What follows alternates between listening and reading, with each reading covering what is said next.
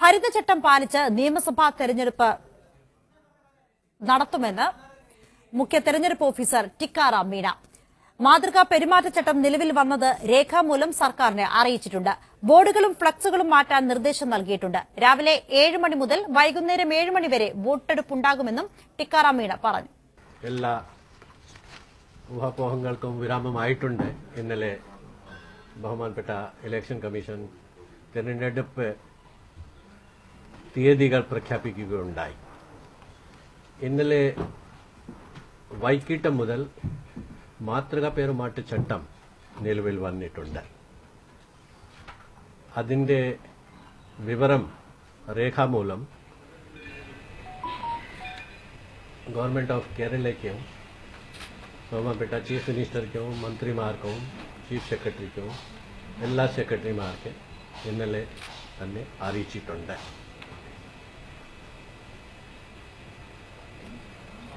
ഒരുപാട് കാര്യങ്ങൾ ബഹുമാനപ്പെട്ട ഇലക്ഷൻ കമ്മീഷൻ തന്നെ നിങ്ങളോട് പറഞ്ഞിട്ടുണ്ട്. അതെല്ലാം നിങ്ങൾ വളരെ വിശദമായിട്ട് എല്ലാ പത്രമാധ്യമങ്ങളിലും വന്നിട്ടുണ്ട്. അപ്പോൾ അതൊക്കെ ഞാൻ ആവർത്തിക്കാൻ ആഗ്രഹിക്കുന്നില്ല. ആദ്യത്തെ കാര്യം മോഡൽ കോഡ് ഓഫ് കണ്ടക്റ്റിന്റെ ഞാൻ പറഞ്ഞിട്ടുണ്ട്. അത് നിലവിൽ വന്നിട്ടുണ്ട്. ഒരു ഡയറക്ഷൻ ഇപ്പോൾ പെട്ടെന്ന് എന്നെ കൊടുത്തത് എല്ലാ കലക്ടർമാർക്കും ഡിഒമാർക്കും ഫ്ലൈയിങ് സ്ക്വാഡ്സ്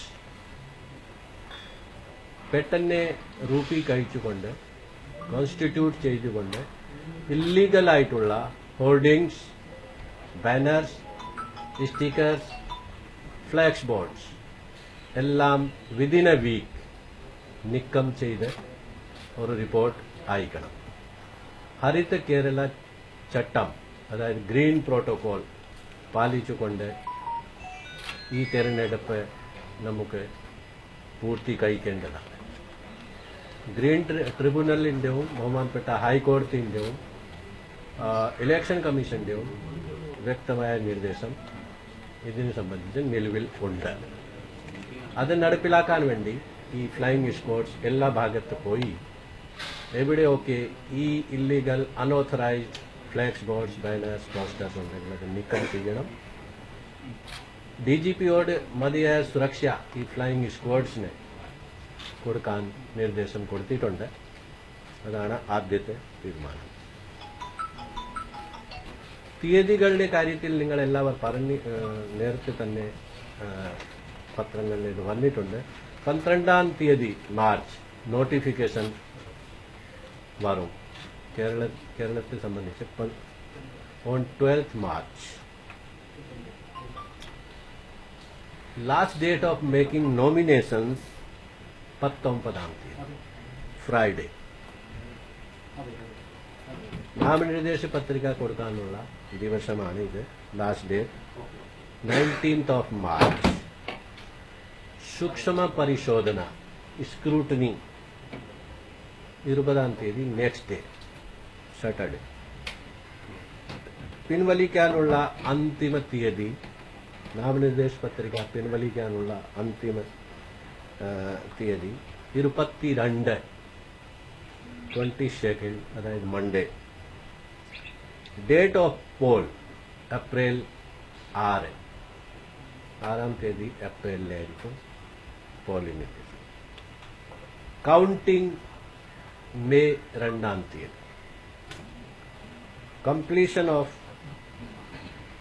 കംപ്ലീറ്റ് ഇലക്ഷൻ പ്രക്രിയ 4-ാം തീയതി മെയ്. ഇതാണ് ഇലക്ഷനിന്റെ ഷെഡ്യൂൾ ചുരുക്കത്തിൽ. പോളിംഗിന്റെ സമയം 1 മണിക്കൂർ ഇലക്ഷൻ കമ്മീഷൻ ദീർഘിപ്പിച്ചിട്ടുണ്ട്, എക്സ്റ്റെൻഡ് ചെയ്തിട്ടുണ്ട്. പരമ്പരാഗതമായിട്ട് നമ്മുടെ കേരളത്തില് ഫ്രോം 7 to 6 ആണ്. ഈ പ്രാവശ്യം 7 to 7 ആയിരിക്കും. എക്സെപ്റ്റ് LWE ഈ നക്സൽ അഫക്റ്റഡ് ബാധിത ഏരിയ ഒഴികെ അവിടെ മാത്രമേ ഈ എക്സ്റ്റെൻഡഡ് സമയം ബാധകമാവില്ല. ബാക്കി സ്ഥലത്ത് 7 to 7.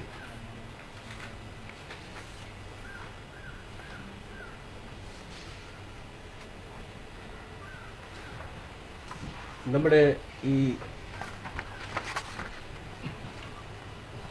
വോട്ടർമാരുടെ എണ്ണം നിങ്ങളോട് നേരത്തെ ഞാൻ പറഞ്ഞിട്ടുണ്ട്. എന്നാലും വീണ്ടും ഞാൻ ആവർത്തിക്കാം.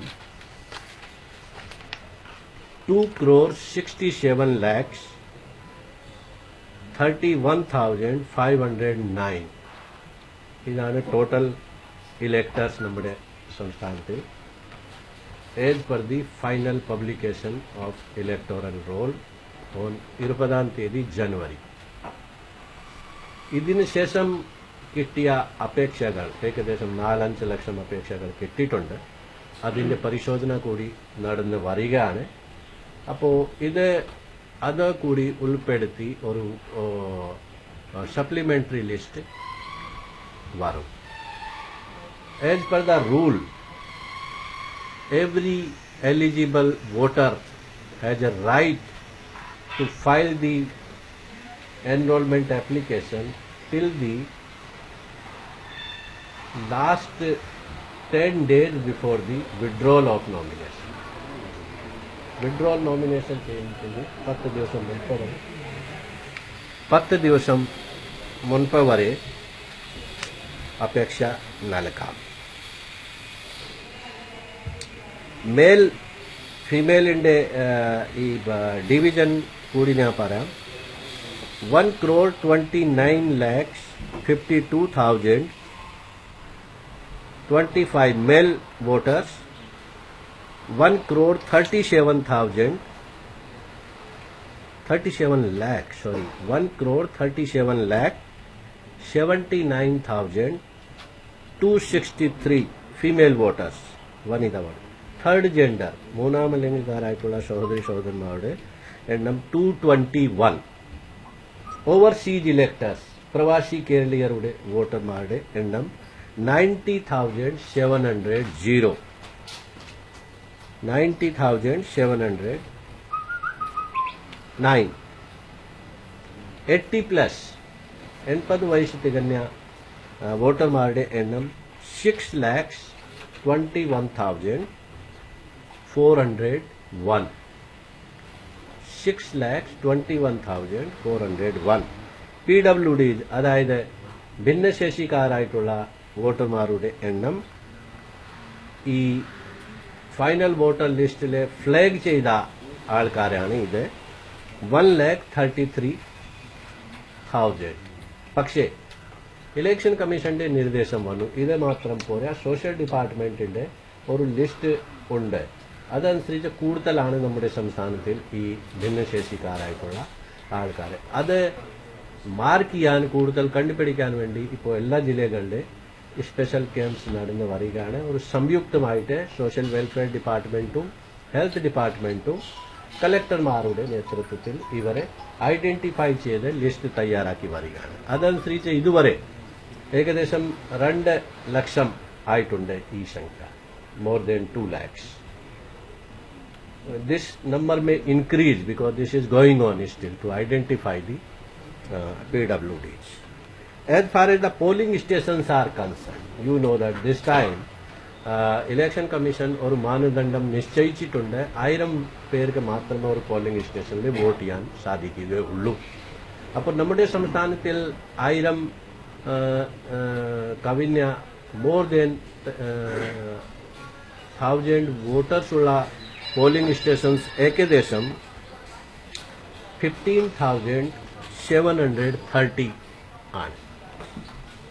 നിലവിൽ ഉള്ള പോളിംഗ് സ്റ്റേഷന്റെ എണ്ണം 25,041 ആയിരുന്നു. പക്ഷേ ഈ 1000 വോട്ടേഴ്സിന്റെ മാനദണ്ഡം വെച്ച് കഴിഞ്ഞാൽ 15,730 ഓക്സിലറി അഡീഷണൽ പോളിംഗ് സ്റ്റേഷൻ കൂടുതൽ വേണ്ടി വരും. അതായത് മൊത്തം ഇപ്പോൾ നമ്മുടെ പോളിംഗ് സ്റ്റേഷൻസിന്റെ എണ്ണം 40,771 ആയിട്ടുണ്ട്. 40,771.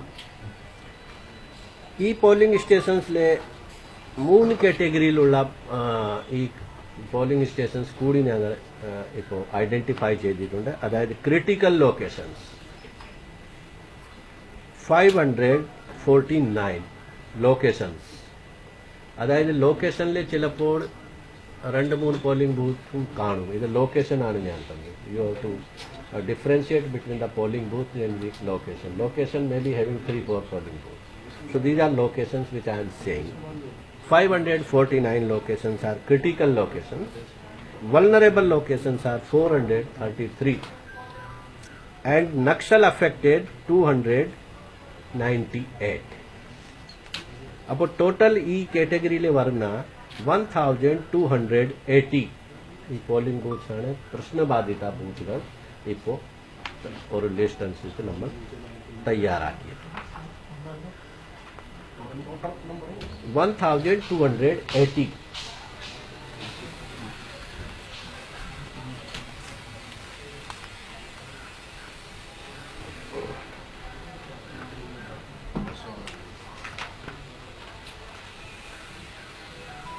As far as service voters are concerned, we have 56,759 service voters. Service voters എന്ന് പറയുന്നത് നമ്മുടെ പട്ടാളക്കാരായിട്ടുള്ള സഹോദരന്മാരാണ്. ഇത് most of them are CRPF, BSF, ആർമിയിൽ പ്രവർത്തിക്കുന്ന ആൾക്കാർ. ഇലക്ഷൻ കമ്മീഷന്റെ പുതിയ നിർദ്ദേശം ഈ പ്രാവശ്യം ഉള്ളത് എല്ലാ വോട്ടേഴ്സിന് വോട്ടർ ഇൻഫോർമേഷൻ സ്ലിപ്പ് കൊടുക്കാനുള്ള നിർദ്ദേശം വന്നിട്ടുണ്ട്.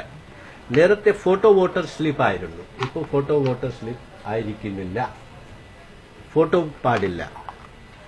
ഈ വോട്ടർ ഇൻഫോർമേഷൻ സ്ലിപ്പിലെ പോളിംഗ് സ്റ്റേഷന്റെ പേര്, ഏത് തീയതിയാണ് തിരഞ്ഞെടുപ്പ്, അതിന്റെ കൂടാതെ സമയം എന്ന് ഒക്കെ അതിൽ ഉണ്ടായിരിക്കും. ഇത് അതാതോ BLOമാർ അവർക്ക് ഈ വോട്ടർ സ്ലിപ്പ് ഇൻഫോർമേഷൻ സ്ലിപ്പ് നൽകേണ്ടതാണ്. വോട്ടേഴ്സ് ഐഡന്റിഫൈ ചെയ്യാൻ വേണ്ടി apart from the EPIC card പ്രധാന ഡോക്യുമെന്റ് ആണ്. പക്ഷെ അതിന് പകരം there are 11 documents which are valid for identification of a voter. 11 documents ആണ്. അതിൽ ആദ്യത്താണ് ആധാർ കാർഡ്, രണ്ടാമത്തെ മനരേഗ കാർഡ്, മൂന്നാമത്തെ passbook with photographs issued by the bank or post office, health insurance smart card, driving license, PAN card, Indian passport, pension documents, service identity card with photograph issued to the employees by the central or state government or PSUs, and official identity card issued to the MPs and MLAs. ഇതൊക്കെ valid ആയിട്ടുള്ള document ആണ് ഈ voting സമയത്ത്.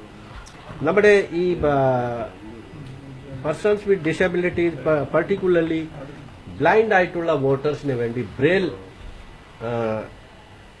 Braille slip കൂടി ഞങ്ങൾ distribute ചെയ്യാൻ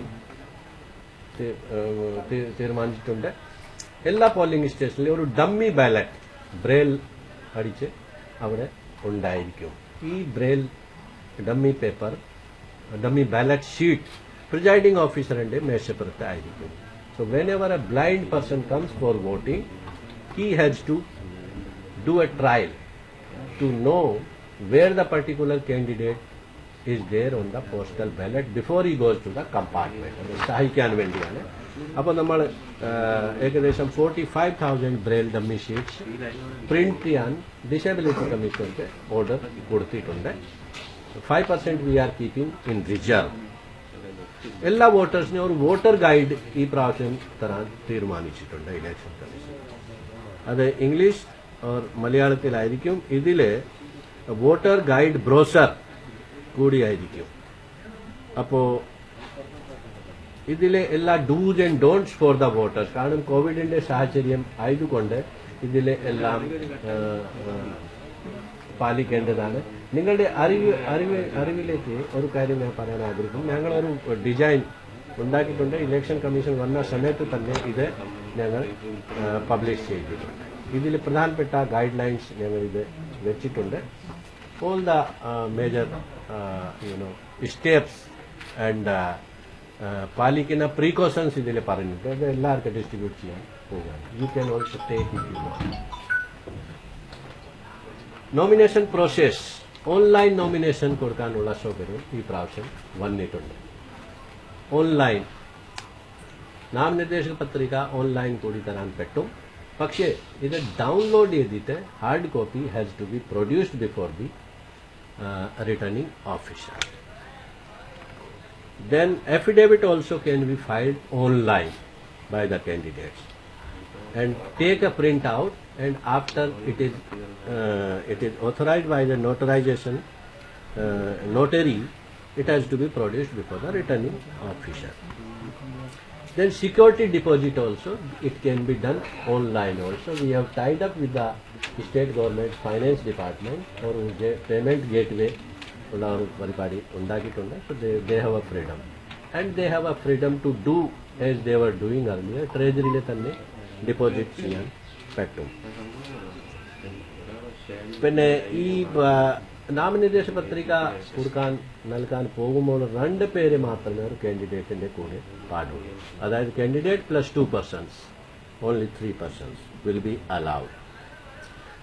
നേരത്തെ ഇത് 5 ആയിരുന്നു, ഇപ്പോൾ അത് 3 ആക്കി ചുരുക്കിയിട്ടുണ്ട്.